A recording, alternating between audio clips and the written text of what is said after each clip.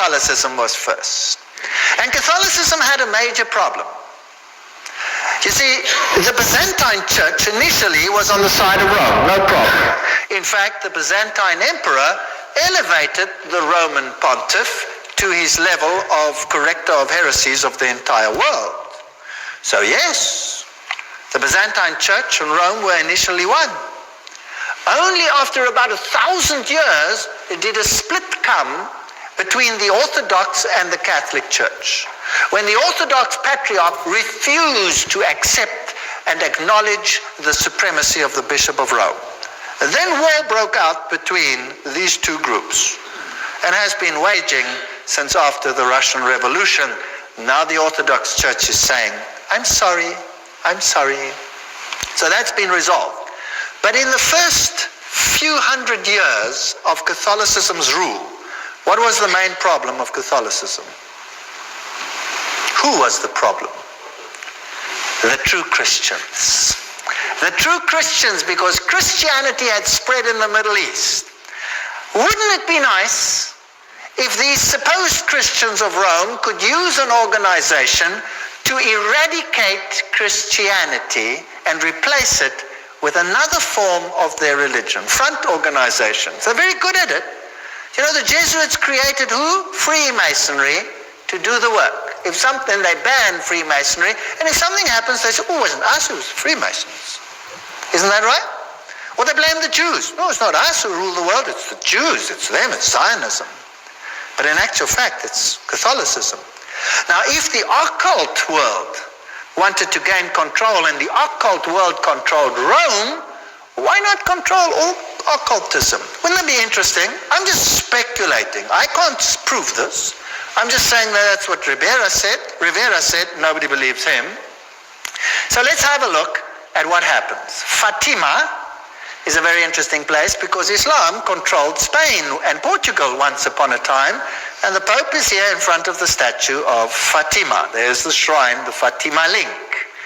A Vatican insider, Dr. Malachi Martin, has said that based on the message of Mary in a personal visitation, John Paul believes there will come a day when the heart of Islam, already attuned to the figures of Christ and of Christ's mother Mary, will receive the illumination. I like these words. You know, they sort of ring once you get to know them. It needs a second Fatima, in which they will recognize him as God's vicar on earth. So who must be recognized as God's vicar? The Pope must be recognized as God's vicar. Then, with fellow travelers like the Church of England, the Episcopal Church, and others of like mind, the Pope could be worshipped as the infallible Holy Father by over 1/2 of the world's population. I'd like to correct him. All of the world's population. But that's besides the point. Now, early Islam, which area did it occupy? This area. This area. Who ruled over here? Who ruled there? Only Christianity. Before there was Islam, that is where Christianity was. And so Islam took hold of this area. Then by AD 750, Islam progressed and took over all this, including Spain. That's fascinating. Spain and all this Asia Minor area was controlled by Islam. Did you know who ruled in Spain? It was the Visigoths. And the Visigoths had a different gospel to Catholicism. They were more in line with the Ostrogoths, who actually were Sabbath keepers. Problem people that had to get sorted out there maybe for a while. Just speculating. AD 900, there they go, withdrawing from the north of Spain. The Franks were very strong Catholic supporters. Slowly, Islam is moving out. And there, this whole area controlled now by Islam. 1100, in the south of Spain. In the south, there's a group which is more independent than in the north. Tremendous battle, the Spanish area. Then they control this area, and AD 1500, they're out of Spain.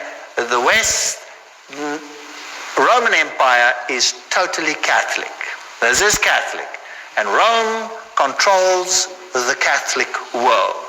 And Islam controls this area. Today, this is the Islamic distribution, and there are two sects, the Sunni and the Shia, and they control vast areas, a huge area. But initially, where Christianity was, today you can put Islam. Gary H. Carr, remember, speaks of the ancient mystery religion controlled by Freemasonry and the Illuminati and the World Council of Churches. Now, what if the true mystics behind the scene, the power mongers, are really in Rome, and that they control everything, including this other religion, through insiders? And then, if you put all the pieces together with all the references that there are tremendous links between the Templars and the Islamic secret societies, the Ismailis, the Karmatites, the Fatimites, the Druzes, and the Assassins. Now, the Assassins were interesting because they would kill themselves to gain an advantage. They could blow themselves up